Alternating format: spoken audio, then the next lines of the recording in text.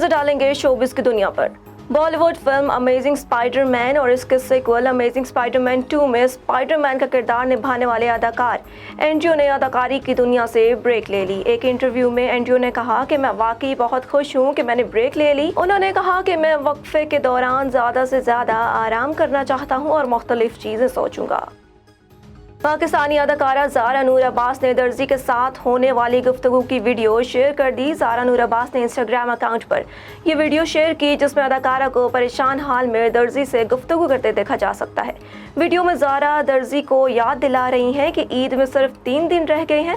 अदाकारा दर्जी को अपने कपड़ों के हवाले से हिदायत दे रही हैं कि जबकि बाद में वो अपने दर्जी से दुकान पर आने का कहती हैं। भारत की मारूफ अदाकारा करीना कपूर की बड़ी बहन करिश्मा कपूर का दूसरी शादी से मुतालिक बयान सामने आ गया।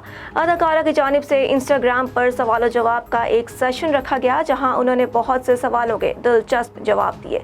इस दौरान एक पुरस्कार ने पूछा कि क्या वो दोबारा शादी करेंगी। जवाब में करिश्मा कपूर ने अपने सोशल मीडिया पर एक परेशान और कंफ्यूज्ड शख्स की एनिमेटेड इमेज शेयर कर दी।